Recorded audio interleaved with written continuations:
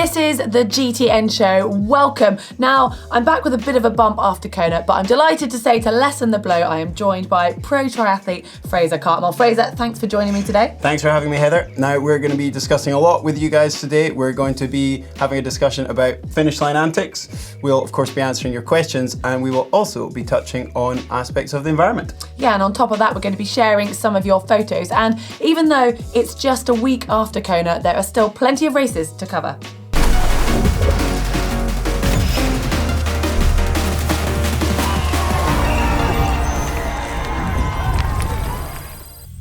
We are obviously over a week post-Kona, but there's still been quite a lot of analysis. People have been looking at the kit that the pros have used, looking at those records broken, and there's been quite a lot of detailed look on actually the performance of those athletes.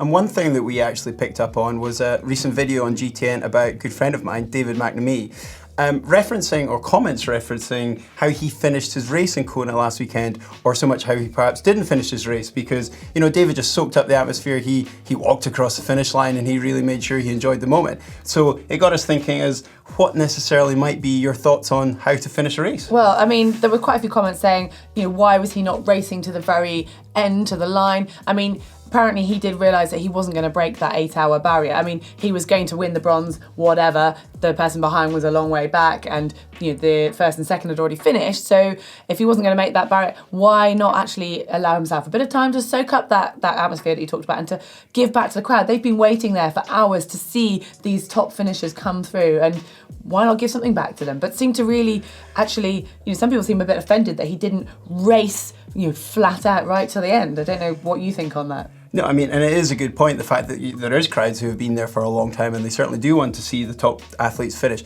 But it is a race, so that's certainly my take on it. And that, you know, David didn't have anybody else to race in that moment. Yeah. He knew he was third. He was more than over the moon with his third place. And you're absolutely right. He's you know, he knew fine well what his time was. People will have told him he was close, but he knew he wasn't close enough. Yeah. So for him, there was no incentive to have to get across that line any quicker than he did. So, you know, that's just the way he approached it. But then you get, you know, we've seen over the last few years and in other sports as well, when athletes start celebrating a bit too soon, and then an athlete comes up behind. And I know in my sport, for modern pentathlon, there was a really famous moment at the World Championships this year when the French athlete was actually celebrating, crossing the line, and it was the Brit who came past and ended up becoming world champion.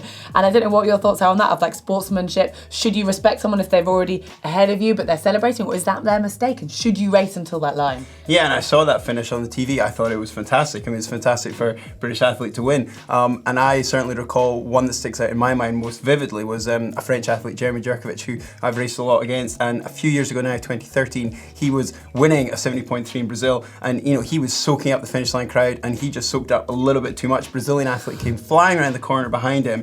But to his good grace, he let Jeremy cross the line because he realised that Jeremy had won the race. And that's, you know, a really big question of like sportsmanship and, you know, should you race to the end? But I think that brings us on to this week's GTN Poll.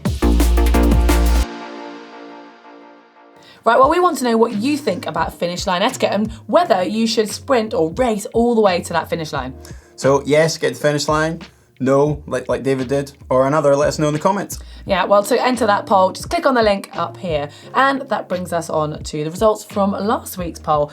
And we asked you guys, which world record will be broken next? I don't know if you've seen this, Fraser, but we gave them 4 options and the results are in.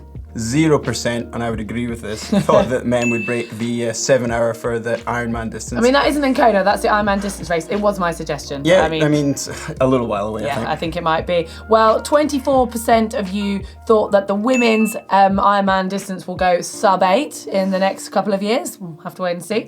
A little bit more, 26% of people think women's sub-9 as an age grouper is possible at Kona, and I can agree with that. Yeah, well, that's getting closer, isn't it? And then, but 50% of you, which I was quite surprised at actually, say that the record that's going to be broken next is the sub-4 hour bike record. Now, another 9 minutes to come off that. I don't know what you think, Fraser. Yeah, I think it's definitely, of the 4 of them, probably the one, along with the women's age group, that we could see definitely happening soon, yeah. Yeah, well, there was a comment here from Bertrand Gouache who says, I feel like we still have to wait a couple of decades to see a sub-7 hour Ironman, so he's with you on that, but says, running and swimming doesn't feel like a lot of time can be shaved off at the moment. So again, I'm guessing he probably voted for the bike course record, and it's where technology can make the biggest difference. Yeah, and it's a lot of time to be able to take off the record. Yeah.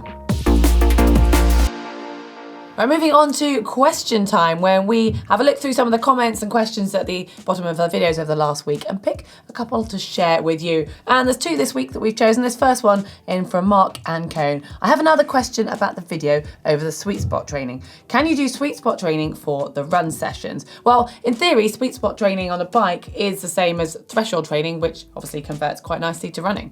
Yeah, and it's like on the bike when we would maybe work out our FTP, we would use 20-minute test on the bike, or if you want to convert that into running, a 5K is a really good marker for getting a time, so roughly say 20 minutes, or obviously it could be plus or minus up to 30 minutes, but that sort of duration for a 5K hard effort, and that's, comparable. Yeah, and if you want a little bit more info on that, we have actually made a video on how to train in the different heart rate zones for running, so if you look in the link in the description below, you'll be able to find that. And our next question is in from Stephen Reeves, and he said, can you guys please do a video on how to choose size for a TT or triathlon bike?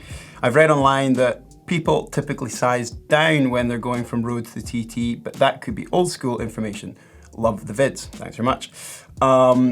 So I would say that this is definitely something that I remember reading or feeling about triathlon when I came into the sport, that you would usually size down a TT. So if you're using a large bike, you would then think about a medium-sized TT. I always used a medium frame. I could probably have gone up onto a large. A good example I remember from racing days was when I was with Trek and Lindsay Corbin. She was, she's a small girl. I don't know her size exactly, but she was small frame. Yeah. And in the last couple of years has moved up to a medium, and that's kind of a sort of change in thought effectively. Yeah, well, I mean, it was Lionel Sanders who we know is often chopping and changing things, but he's been playing around with his bike size, and like earlier on in the season, he was actually riding a small frame because he was riding his girlfriend, or now his wife's TT bike, and then not long before Kona, I don't quite know when, but he moved back up and he's now gone back to a medium frame, so he's, I guess, experimenting with going back up as well, and maybe not going with that old school theory too. So. Yeah, I mean, Lionel raced in Oceanside in April, 70.3 there, and he was really unhappy with his bike performance, and he thought, what can I do to change? So he radically changed his bike position, which was changing his size medium down to small. But I think the whole theory basically is it's what works for you, and there is no right or wrong for what size, and it's about your flexibility and how your body shape goes from a road bike. It's such a different position into a TT bike, and you just need to have a bike fit and work out for yourself what works. Yeah, absolutely. Bike fitting and a good bike fit is definitely key. Yeah. Well, do carry on leaving your comments and your questions beneath our videos, because we do love reading them and getting to share them back with you. There's some news from Zwift, which has been much anticipated for quite a while. There was a bit of a leak on this one from Mark Cavendish on his Instagram a while ago. It is the new course, or new courses that have been revealed for New York City.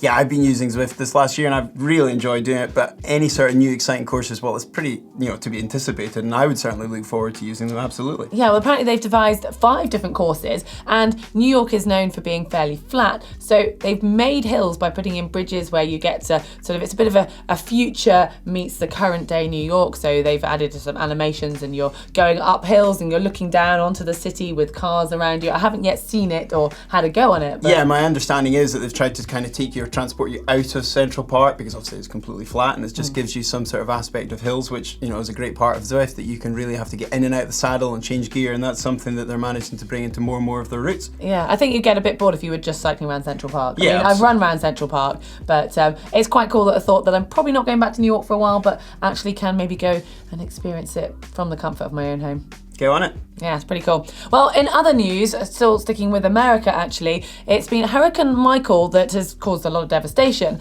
and sadly it turns out that they haven't actually managed to repair the damage from it for the upcoming Ironman. Yeah, Ironman Florida, which has long-term been held in Panama City in northern Florida, and with the devastation of Hurricane Michael, they just can't have the event there. So they've luckily in terms of they haven't had to cancel the event, they've relocated to Haines City, which is inland, so it takes them away from the coast, obviously allows them to use water that's not been affected by the damage, and that has obviously been a big venue change, but at least the Ironman have managed to keep the event going. I mean, it's amazing at such short notice, and now that race is only just over a couple of weeks away, and quite an upheaval for athletes. It's one day later, so they've got a little bit more time to plan it, but to go to a completely different place, it's going to be amazing they've managed to do that, but still quite a disruption for and for I mean, athletes. you think how much, Ironman is a big event in somebody's life, so you've generally got that planned and organised sometime in advance. But, you know, hopefully people can manage to do it and get to the event and make it work. Yeah, well, hopefully we're not going to see too many more sort of natural disasters affecting triathlon. But talking of the environment, there's actually been an announcement from the Noosa triathlon, which is about to happen, I think it might even be the same weekend, beginning of November. And they have just announced that they normally use 180,000 plastic cups, and they are replacing those with biodegradable cardboard type cups that actually take just, I think, a couple of weeks to biodegrade. It's a fantastic way for race organisers to start looking, because you think how much waste these cups on race courses create. And Noosa is a really good example because it's a 5-day festival event. There's a lot of athletes taking drinks. It's getting warm in the Australian summer starting. So it's just a really good step for an organiser to take. 180,000, that's going to make a serious impact. So hopefully other events who are watching that or are seeing it's going to start to put pressure on other competitions to follow suit. Absolutely. Welcome to the race news, and first up we're going to talk about 70.3 Shanghai from China. And the men's race was really quite an exciting, close affair for most of the day. Swiss athlete Andreas Salzberg, he was dabbling in Ironman rather, and he led out the water, sizable gap. Group of about 10 guys were behind, and over the course of the bike ride, they formed a chase pack and all caught up and came out onto T2, and basically we had a running race. Really close finish with the winner of Felipe Azevedo. He had a sprint with South African Matty Troutman, and only about 30 seconds later, the Australian Mitch Robbins came in. So really quite close racing. Well, on the women's side, it was straight away a breakaway on the swim of 4 athletes, including Caroline Steffen, Jeannie Seymour, Imogen Simmons. But then onto the bike, it was Caroline Steffen and Imogen Simmons who worked together, and they broke away again. And onto the run, it was Caroline Steffen who's showing that she's really back in strong form, having, making a comeback after giving birth, and she just went away to take the win. It was Imogen Simmons who finished second, and then Jeannie Seymour who came home in third. Over in Mallorca, we had Challenge Peguera, which was actually a race with quite a little bit of drama on the men's side, because ITU star Fernando Alarza, he obviously decided late season, I'm going to give some long distance racing a go. But unfortunately for him, it didn't really end up too well, because running into the water, he managed to break his foot. Got through some of the bike ride, but had to pull out midway through because he was obviously in quite a little bit of pain. Fellow countryman Pablo de Pina, he went on to win the race, ITU long distance world champion. He's having a fantastic year. Second place was Swiss athlete Manuel Kung, and rounding out the podium from Slovenia, we had Jaroslav Kovacic. Well, on the women's side, it was Britain who were looking pretty strong to start with. Fenella Langridge leading out the swim, but by the 60k marker, she'd been joined by Lucy Gossage, who's in great form at the moment. Put down a very strong bike, so that actually by the time she came into T2, she was out on her own in the lead, and no one could catch her on the run. So Lucy Gossage took the overall win. Well, then it was a strong run for Lena Berlinger, who came up through the field to finish in second, and it was Katrin Verstuyft of Belgium who finished third. And in South America, the ITU World Cup moved to Ecuador for the Salinas race. And again, with some really exciting racing in the men's race, it effectively came down to a 7-man sprint finish, which was won by former under-23 European champion David Castro from Spain, and he just pit Brazilian Manuel Macias, and right behind those two was the Portuguese athlete João Pereira. Well, it was a bit of a frustrating day for Brazil, because it was a sprint finish again on the women's side, and Brazil just losing out because Yulia Elistratova topped the podium for the first time in over 3 years at World Cup level, and it was Luisa Baptista who got out-sprinted for that second place. And then Barbara Riveros making a return to action from having raced 70.3 most of the season to take the bronze. And we've got one last little bit of major race news. We have, I'm not sure quite how major, but in my weekend I did swim a 5k open water race, and I did a little race report live from the finish line. As you can see, I am fresh at the water with my little finisher's medal, which I'm quite proud of. I thought I'd give a live race report. The race is still going on behind me. It was a 5k swim in water that apparently is about 13 to 15 degrees, but as you can see, it is absolutely beautifully sunny. Basically, we started down the coast and swam in a straight line up to here, so it was a point-to-point race, and the sea, it's not quite as flat as it is in the harbour, but it was just stunning out there. And yeah, it's a pretty nice way to acclimatise back from Hawaii, from swimming in sort of 30-degree water to 13-degree water. Luckily though, the wetsuit did the job and I didn't freeze, although when I got out of the water I wouldn't have been able to do this because I actually couldn't talk and I sounded drunk, much to the announcers' amusement. But yeah, I think I was first lady, so all good. And yeah, that's it from Cornwall. Well, I think that looked like a pretty fun event. Yeah, you would have actually loved it, and surprisingly, it wasn't as cold as I expected. Really, not too chilly? Yeah, it was good fun. So now it's time of the show for the Caption Competition, where we look at a picture from last week's show and, well, see what you guys had to think. Yeah, well, it was this one with Cameron Worth doing a little fist bump with Patrick Langer. Well, it's probably Patrick Langer who started the fist bump because he was obviously in good form as he was passing the bike record holder. I mean, it's definitely done the rounds after the race this week. It's definitely been a picture that there's been a lot of chat about. Yeah, well, we had some great comments on that photo. Our first one, we've actually narrowed it down to 3. It was Eric Waldman who came with the caption, "Sorry, mate, bike for show, run for the dough." It's a good one. Good one. I like it. Our next one in here from, excuse my pronunciation here, Sihi-san, I think. Yeah, go on, just go with it. Anyway, and the caption is, "First one who finishes has to propose to his girlfriend." Deal? Yeah, not bad. I like that one as well. Reference, there were quite a few suggestions referencing the proposal and passing over the ring. But our favourite this week and the winner of our GTN cap goes to Joseph S. Hayden. And Joseph had the caption, "The run course seems a bit langer than last year, but it's worth it." I think it's pretty good. I think it's really quite a good effort. I do like that one. Well, Joseph, do get in touch and we will send you your new GTN swim cap.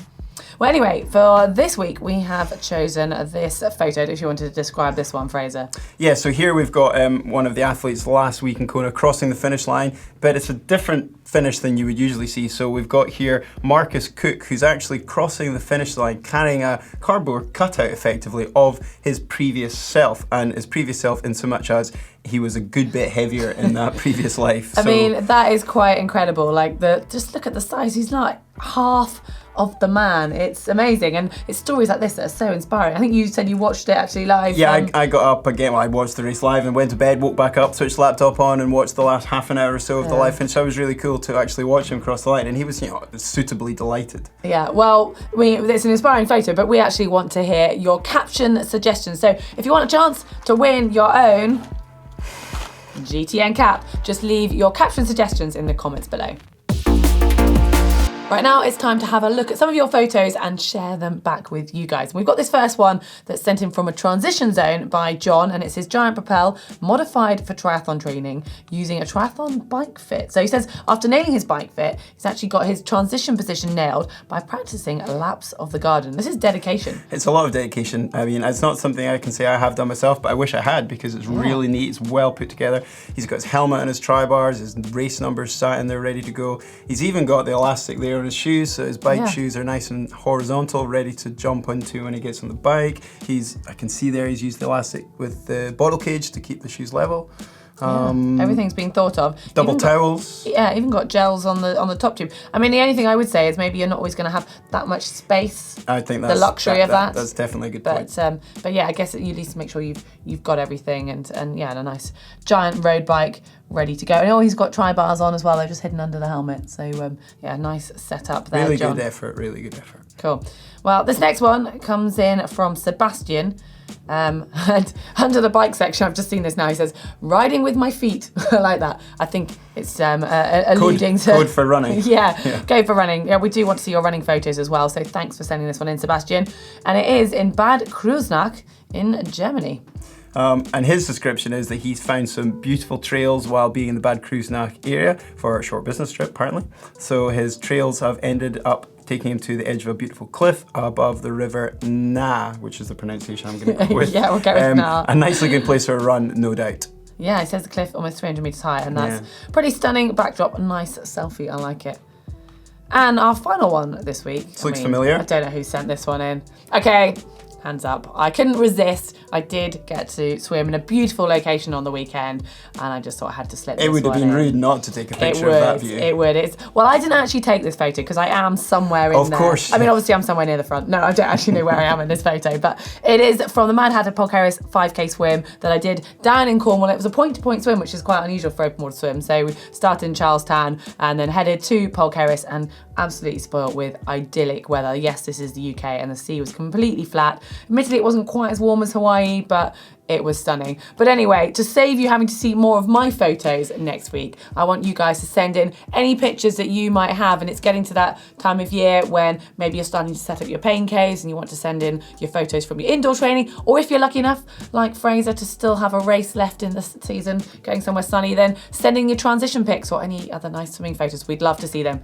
So as Heather already alluded to, we do love to hear about anything that you've got to tell us about. Swim, bike, run, absolutely everything triathlon related. So send us a picture, drop us a line and let us know. Yeah, definitely. Well, that brings us to an end for this week's show. Fraser, thanks so much for joining me. Thanks for having me. And I gather you're jetting off to some nice sunny climbs to race, the last race of the season, is that right? Yeah, Los Cabos 70.3, which is down in Mexico, so looking forward to that. Well, don't get too much of a tan because I feel like my Hawaiian tan is already fading pretty fast. Well, thank you again, and hopefully you guys have enjoyed this. Well, hit the globe to subscribe to make sure you get all of our videos from GTN. And if you want to see the video that we talked about with David McNamee and his pro triathlon training tips, well, that's just here. And if you want to know about when to walk in a race, click here.